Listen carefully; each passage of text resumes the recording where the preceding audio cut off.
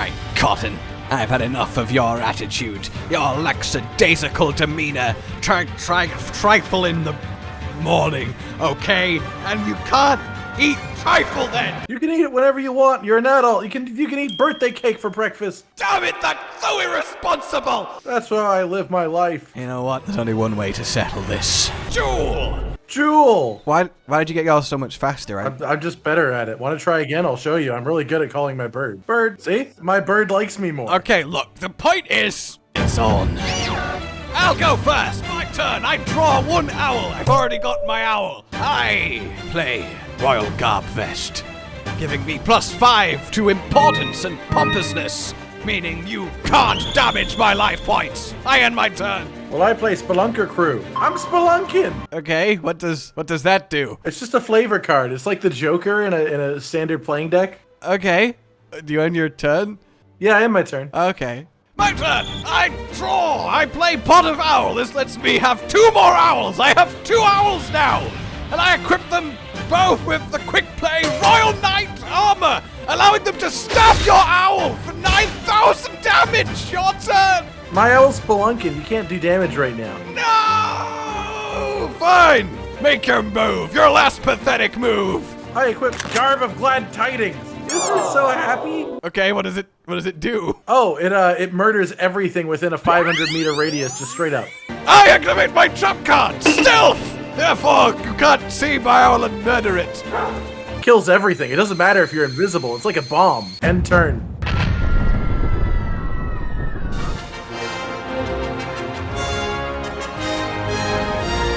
I feel like you've got some overpowered cards, if I'm completely honest with you. Well, you saw how fast my bird arrived. I'm just really good with the birds. Gallius is cheating at Owlio! If he has the owl, it's not cheating. Damn it. Alright, our final Afflicted challenge. Afflicted Chi-Chi! As in, I want an Afflicted quest, not... Help me, I'm poisoned. No, Chi-Chi! The Curious, no! Chi-Chi! They bit my bag, and I guess that affects me somehow. It's just Chi-Chi, like, cousin It with the hair, but it's just a gilly mantle of Curios as a quest giver. Alright, Curios, can I have a quest, please? Yes, please hunt these ones. They have left the horde and must be silenced. Okay, as Mr. Curios says. Alright, Curio. Not Curio, Owl. No, I'm Cotton. I'm not talking to any part of you except your stomach. Alright, Cotton's stomach. Hi. Okay, why does it sound just like you normally? My dog doesn't like it when you talk to me that way. Yeah, why is it totally? Ooh, he's asking about the stomach. That's not good.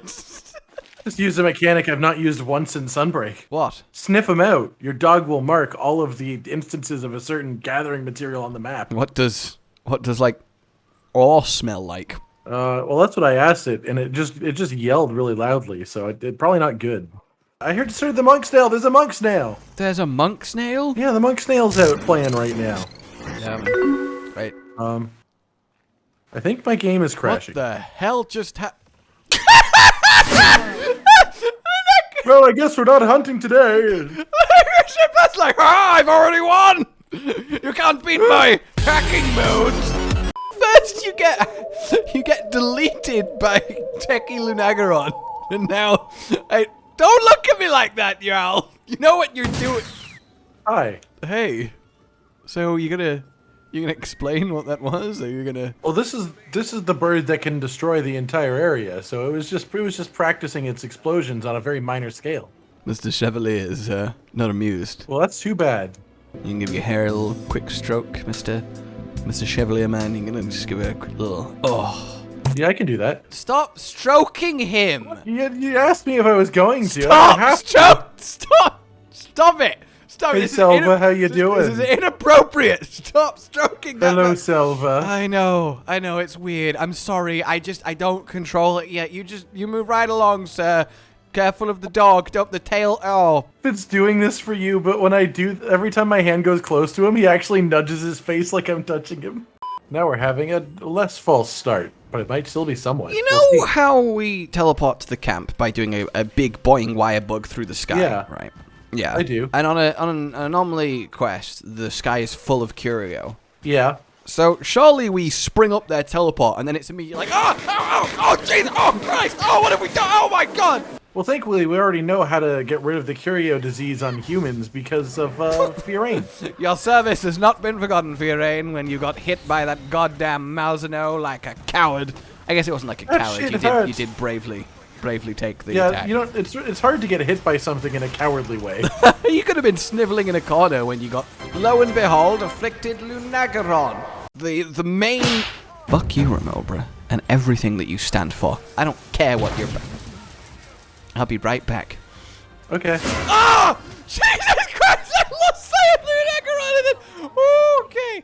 Okay, that's all good. That's fine. I am not at all having palpitations. It's all good. You're not having any palpatines. That's good. So, Afflicted Lunagaron was like the main deal, big deal Afflicted of the update. So I'm hoping he's got the bite to back his bark. Is that from a difficulty perspective, or from a this is the only new monster that got an Afflicted form in this update? What about Magmalmatron and Seregios? New monster. Magmalmatron. I don't count that a subspecies isn't the same as a new monster. There's obviously they put a very significant difference in the marketing of the game as a whole between Lunagaron and Magmalmatron. I don't know what you're talking about. You should be careful of the claws. I guess I underestimated the danger levels there, but it didn't feel like I was in danger. I was just merrily, wandering around. I didn't feel like I had to roll. I thought I was on a good amount of health, and then it just killed me. It didn't feel like he earned that, It feels earned status. Like I don't. First, he's Afflicted, of course, but he was also in 2-foot mode, where he gets a lot more dangerous. Sorry, in 2-foot mode. Yeah, he's got 2 feet right now. 2 feet, 2 hands. Behold my ultimate form. You force me to use my greatest strength, standing on 2 legs. I think it's a bit bullshit that he gets eight hand blades made of ice, and Goss only gets 2. Yeah, but Goss is a much bigger. Yeah, but you get more dexterity if you can split them up like that. That's fair enough. I mean, would you rather have 2 giant ice blades, or... Yeah, Metsu for no reason. I just wanted to counter your bomb. That's fine. You did. You showed that bomb who was boss. You didn't allow it to personally, damage you. I would rather have 1 blade per finger as a normal human living my life. I think I could actually make some use out of that in some sense. I'd be Edward Scissorhands, but with ice. Edward Scissor Ice is an element swap subspecies of Edward Scissorhands. Stop slicing me. Ow. He sliced me trying to slice you. Well, I'm okay with him slicing you. It's me that's in pain. Well, I'm not okay with it, and I'm the one that's in pain. I mean, you're missing that nobody cares.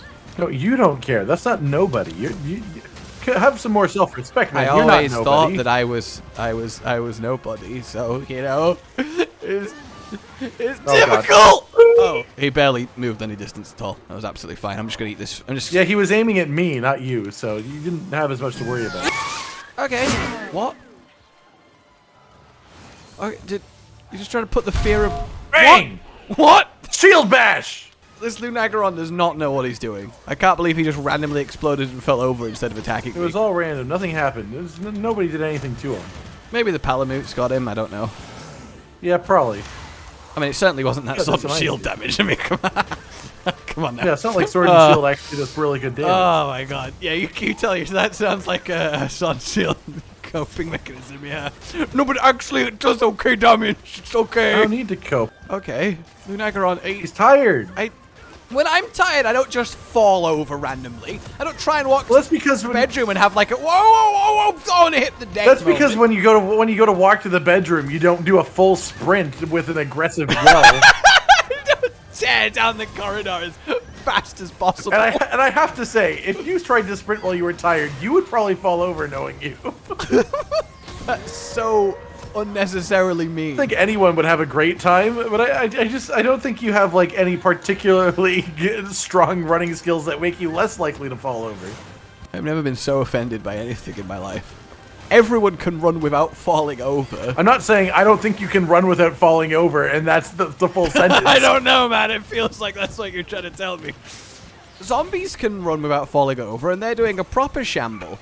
But they're not running as fast as Lunagaron does. And also, they don't have to coordinate 4 legs. Do you know how hard it is to coordinate 4 legs when running instead of 2? No, but you don't know how hard it is to coordinate 4 legs instead of 2. Well, my guess would be at least twice as hard. I doubt it. It's very natural to them. Well, it doesn't seem natural to me. Like, goats can climb cliffs, man. Well, yeah, but they're not running up the cliff. They have hooves. They have little circle stumps, and they can walk up near vertical rock faces. It's fucking insane. Goats are ridiculous. I'm going to execute the Zamo. How dare you?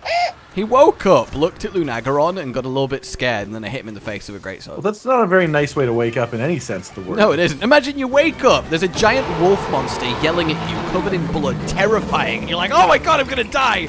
And then out of nowhere from your peripheral vision, a massive sword just slaps you. You have your own prophecies to come true because of a result of what you say. So if you say you're going to die, then you spawn a person with a giant sword beside you. That's just how the world works. That's fine. I will capture him now.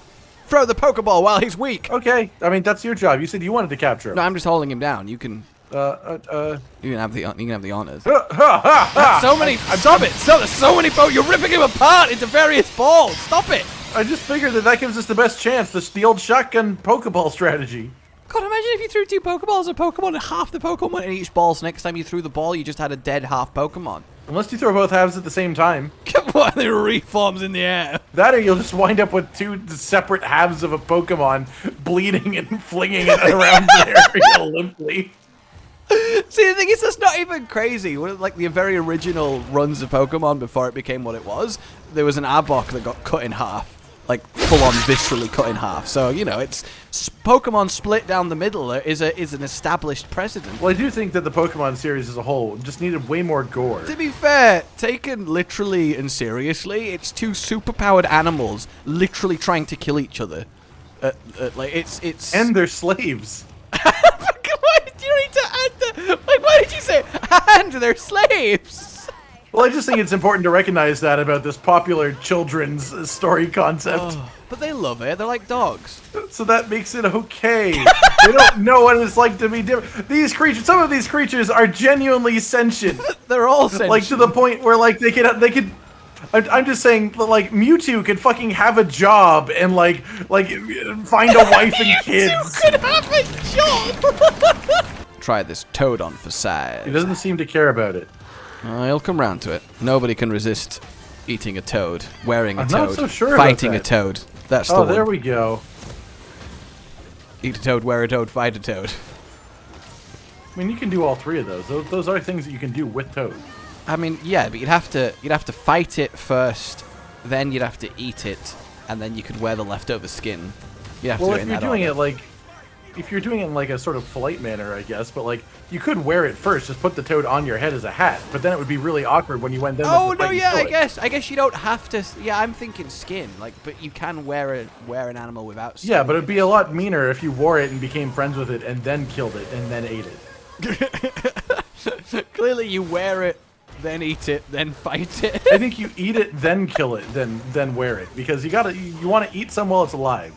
Imagine this poor fucking trick toads just over here listening to this conversation. Like, good God, what are they gonna do to me? Well, eat, kill, and wear in some variation of that order. In some order.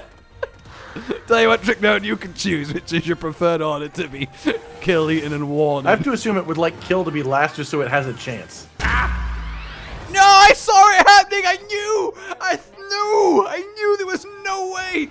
The attack just goes so far. God, again, ruining our hunts every time. I'm sorry for dying. Like, you are the reason we're no longer playing Monster Hunter. I mean, we are still playing Monster Hunter. Me and Lunagaron's crotch are incredibly disappointed in you. We're disappointed. Exactly. Don't question the mechanics of what we just witnessed. Second time is the charm. Third time, I guess, technically is the charm. But, I mean, the second one he did cheat, so... First one he cheated. I mean, I guess the second one he might have cheated and we didn't know. Yeah, I guess he might have got away with it. We might not have known if he cheated or not, really. It's hard to tell if Lunagaron's being honest. I feel like he's a tiny little Lunagaron. No, maybe... He's not big by any stretch of your imagination. Well, I mean, if you stretched him, then he would be big. Yeah, he's such a tiny Lunagaron! Yeah, he's pretty small. He looks pretty small. I mean, I don't know how I feel about this game. We could have handled the big one. Like, we could. He's so small!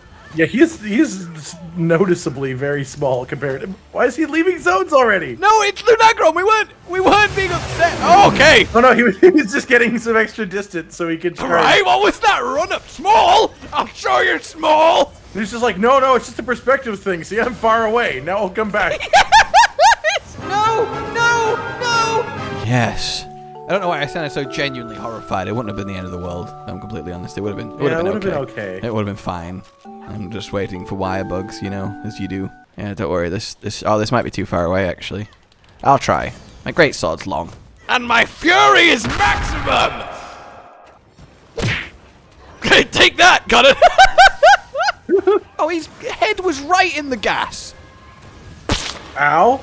That's what you get for toading him. I'm sorry. The Toad Council was not pleased on your earlier comments on wearing, fighting, and eating them.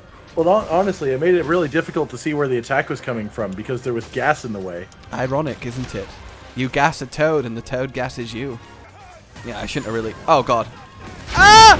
Okay. Cotton! Really on the ground in the invincibility frames! I was so glad that my gamble paid off, because otherwise that would be lights out. I countered the Blood Nova and then really expected a Blood Ball to finish me off. Well, I was just trying to pop him before it went off, and I got the blood pop. You could see the 1400 pop up as he was about to explode, but it wasn't enough to pop him. Talking of sly dogs. Yes? Yeah, and you know the expression, cunning as a wolf. Yeah?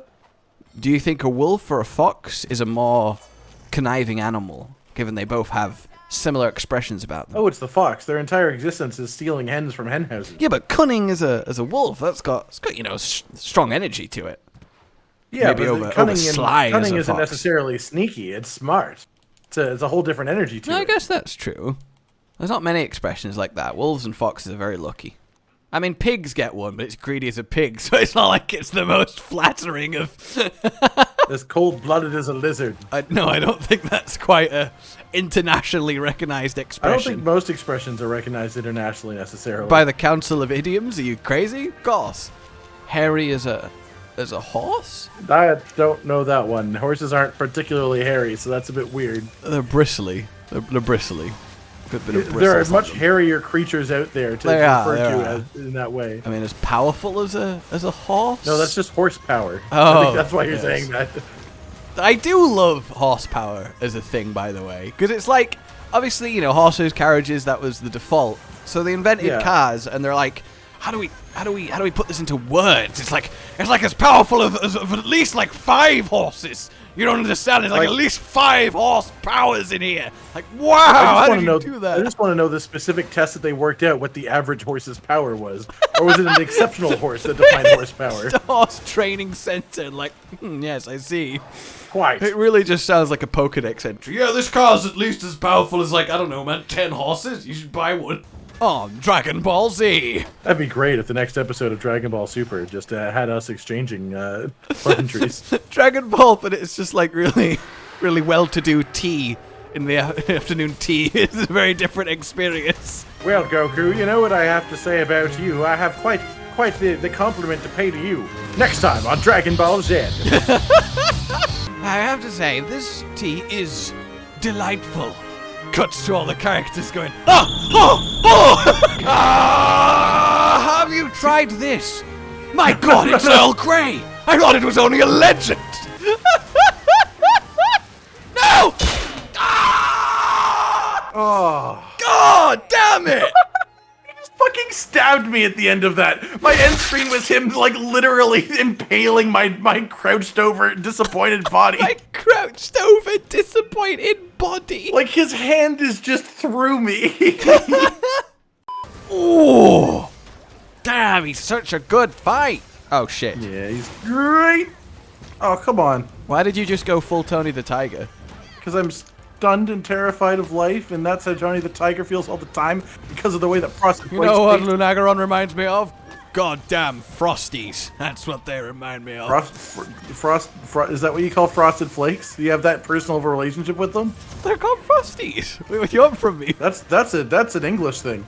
Because that's not what they're called everywhere else. They don't know that. That's not what they're called in Canada.